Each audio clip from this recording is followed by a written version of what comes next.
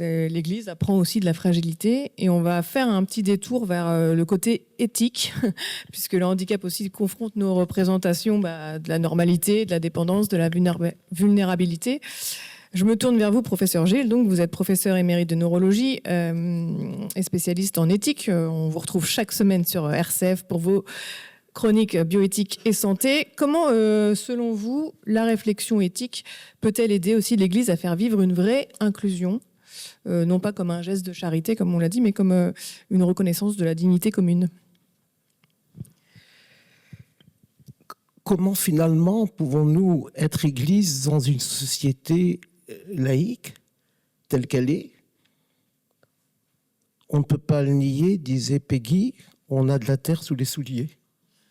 Et vous allez bien vouloir m'excuser d'abord de retomber sur notre terre et de ce qu'elle donne à voir. Quand on pratique l'éthique en milieu mondain, on constate effectivement que le handicap est sans doute la mauvaise conscience de notre société. Cette interrogation peut sembler étrange, alors même qu'elle suggère déjà que le handicap interpelle la raison publique.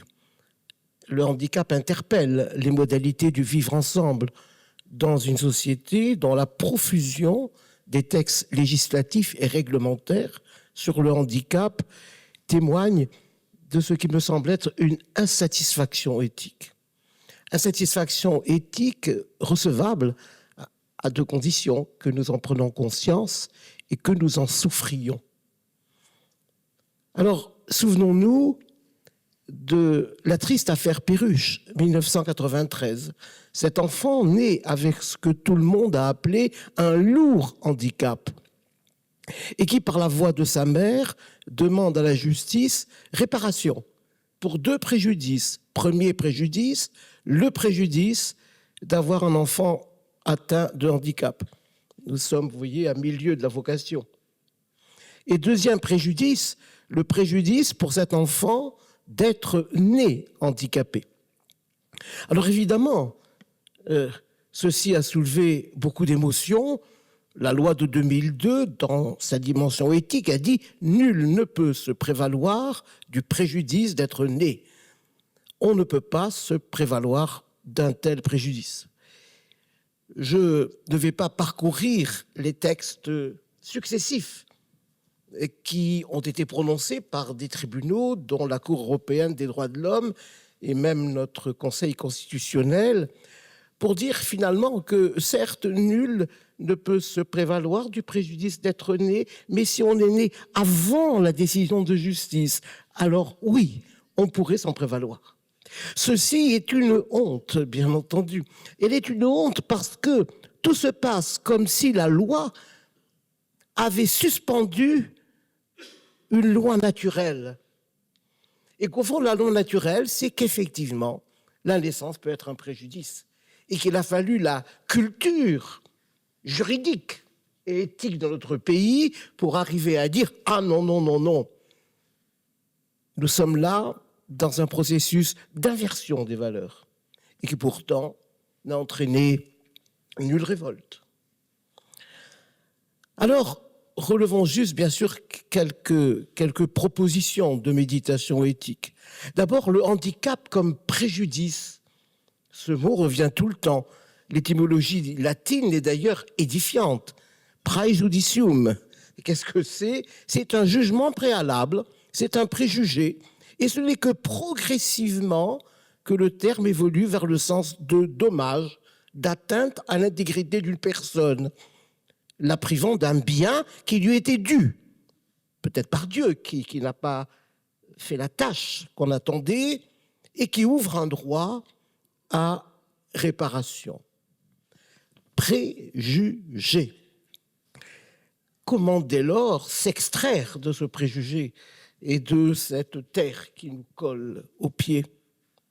Et puis si le préjudice ouvre droit à réparation, dans la lecture éthique de notre droit, nous lisons des choses assez étonnantes, puisque finalement, ce droit à réparation, il concerne deux types de handicap. Ceux qui sont dus à une faute ou à une négligence humaine. Et ceux-là doivent être réparés. Ah oui, là, le médecin fait une faute. Donc, il y a un droit à réparation. Il y a un coupable. Il y a toujours un coupable, disait Nietzsche. Cette conclusion, ajoutait-il d'ailleurs, est propre à tous les malades. Oui, à tous les malades. Les malades psychologiques, pensait Nietzsche, bien entendu. Et alors, évidemment, il y a les autres handicaps, ceux qui ne peuvent pas être réparés financièrement.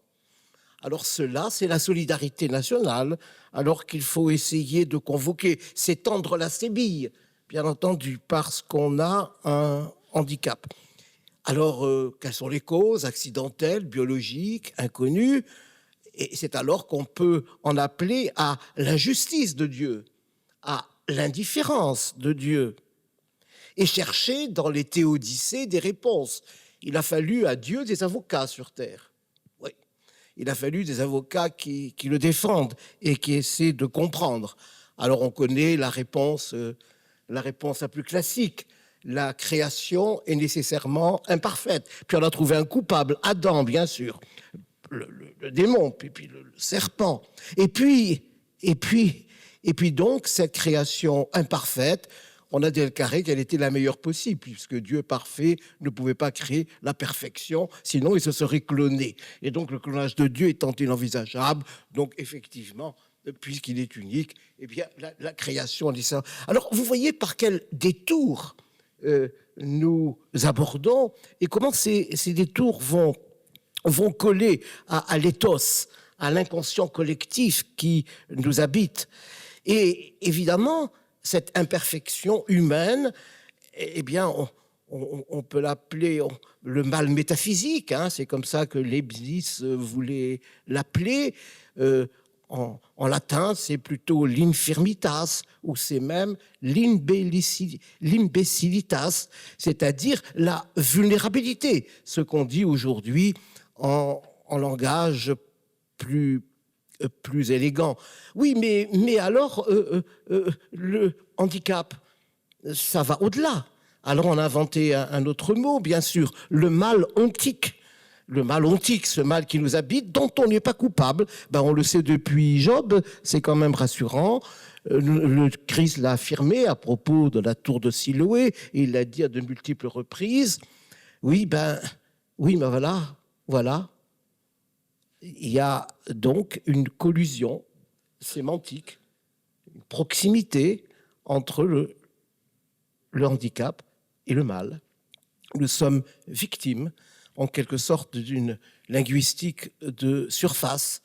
Et évidemment, on constate, bien sûr, que dénommer mal, est-ce que c'est dénommer quelque chose de positif qui serait infligé? Et alors là, on peut voir la délicatesse de saint Thomas d'Aquin. Oui, la privation d'un bien. La privation d'un bien. La personne paraplégique, celle de Capharnaüm, elle était privée d'un bien, celui de marcher. Et donc, du coup, effectivement, cette privation du bien est une manière plus légère, plus acceptable d'évoquer le concept de handicap. Alors, en cherchant à éviter le handicap, notre société, qui est une société validiste, a déplacé ses objectifs de la prévention du handicap au droit de ne pas faire naître des enfants handicapés. Il faut quand même le dire. Ce fut la raison même de l'affaire Perruche. Parce que qu'est-ce qui était arrivé dans l'affaire Perruche? Le médecin s'était trompé de papier. Et Madame Perruche avait cru qu'elle avait une rubéole. Ah ben non, vous n'avez pas de rubéole. Et donc, du coup, on a enlevé un droit à Madame Perruche. C'est le droit d'avorter. Droit sacré dans notre société, inscrit dans la Constitution. Nous vivons dans ce monde-là. La pratique de la stérilisation des personnes handicapées mentales a été pratiquée largement dans tous les pays pendant le premier tiers du XXe siècle. Et le Comité national d'éthique l'a rappelé dans un beau texte qui date de 1996. Et on sait que la France, qui pratique de manière massive le dépistage anténatal de la trisomie 21, détient le record des interruptions de grossesse d'enfants trisomiques, 96%. Donc nous sommes, vous voyez, aujourd'hui dans le petit reste qui vient encore parmi nous. Alors, entendons-nous bien, il ne s'agit pas, sur un plan éthique, de juger des décisions prises par des femmes et par des couples. L'éthique n'est jamais une instance de jugement des personnes, mais c'est de noter que ce record de la France en Occident est inquiétant, c'est qu'il montre que nous ne sommes pas dans une société accueillante et que nous ne devons pas nous bercer d'illusions. Au lieu d'éthique, nous avons un ethos qui est aujourd'hui un ethos exclusif. Et puis enfin, le terme de préjudice, il renvoie aussi à la notion de réparation, de dommage, de déficience. Et il y a un mot qui est dans les textes français qui nécessite beaucoup de méditation, me semble-t-il, c'est le terme d'altération. L'altération, elle apparaît comme la porte d'entrée, aujourd'hui en France, de la qualification ou du statut de la personne handicapée. Alors, le quiproquo s'amplifie vite, car doit-on considérer qu'une personne puisse être handicapée, c'est-à-dire altérée? D'ailleurs, le mot altération ne serait pas antipathique s'il avait son sens éthique qui glisse vers altérité. Mais nous sommes tous autres, effectivement, les uns pour les autres, et l'autre a même précédé, sur un plan neuropsychologique, la connaissance même que nous avons de nous. Nous avons d'abord reconnu l'autre comme autre avant de nous reconnaître nous-mêmes. Alors ce terme d'altération, j'aimerais quand même que, de manière même involontaire, mais que peut-être résolue, nous en fassions une interpellation éthique. Mais dans la réalité, ce terme d'interpellation, il veut dire certes autre, mais il veut dire différent. Et la loi de 2005, pour laquelle la France a été critiquée par les Nations Unies, la loi de 2005 est éloquente. Parce que dit cette loi de 2005 ? Elle dit que le désavantage social de la personne handicapée, je dis bien handicapée et pas en situation de handicap, parce que ce n'est pas écrit dans la loi française. La loi française n'a pas pu écrire ce mot-là. Pourquoi elle n'a pas pu écrire ce mot-là ? Parce qu'elle fait du désavantage social la conséquence de l'altération et de la déficience. Voilà la position ambiguë d'une société dans laquelle nous devons aussi nous élever à temps et à contre-temps contre cette définition du handicap qui fait du désavantage social la conséquence de la déficience. Alors, effectivement, c'est là, me semble-t-il, que la fonction de la société nécessite une inversion éthique. Une inversion éthique, car il ne s'agit pas en effet de considérer que l'altération conduit par la déficience à un désavantage social subi.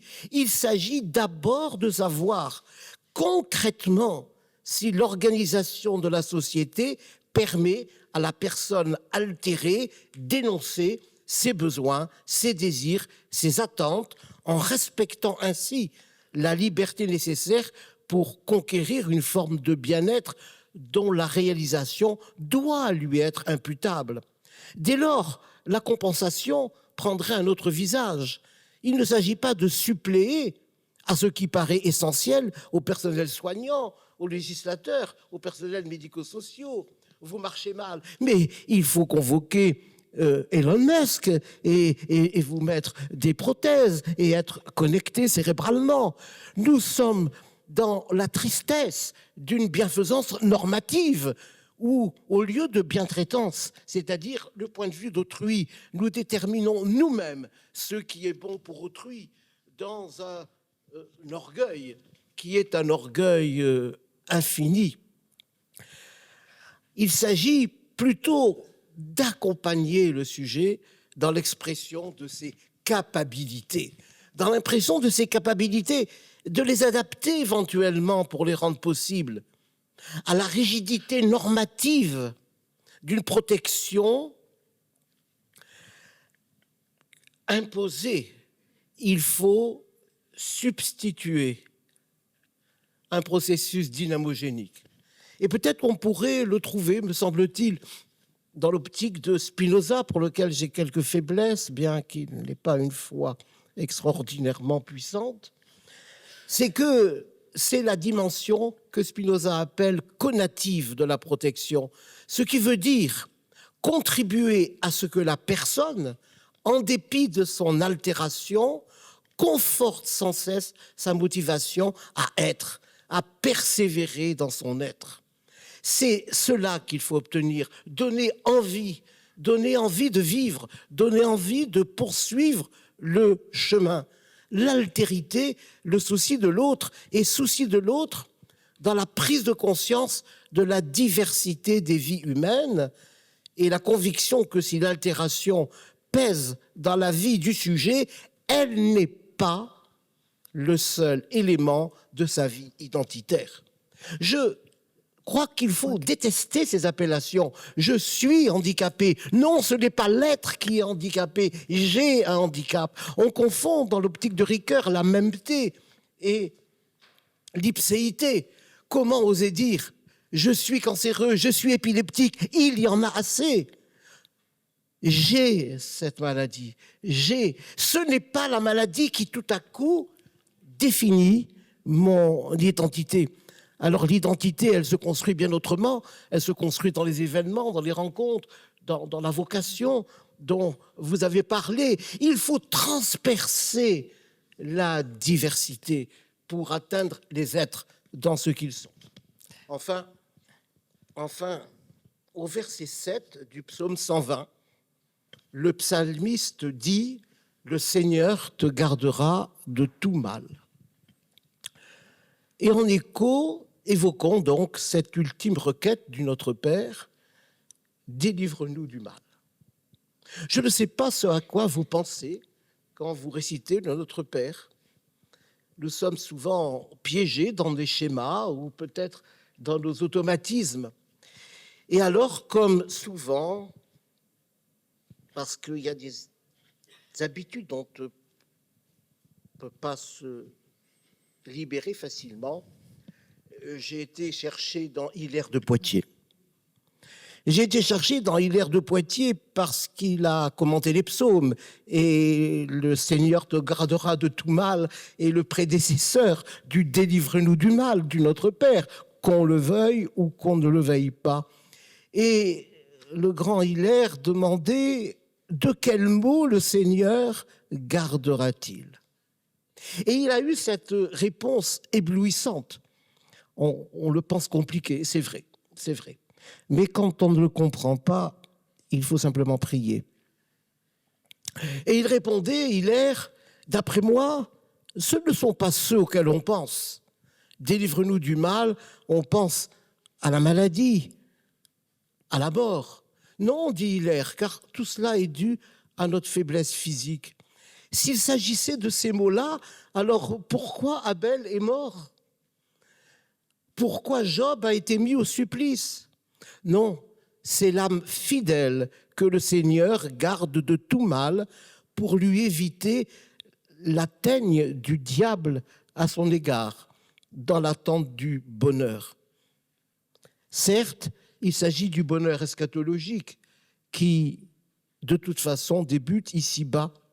Alors, annoncer la foi montre ainsi sa dimension éthique. Et la dimension éthique est rassemblée dans ce « délivre-nous du mal » parce que ce « délivre-nous du mal » transperce précisément la diversité des conditions humaines et c'est lui, effectivement, qui annonce, affirme l'égale dignité de tous les êtres humains. Délivre-nous du mal. Merci beaucoup.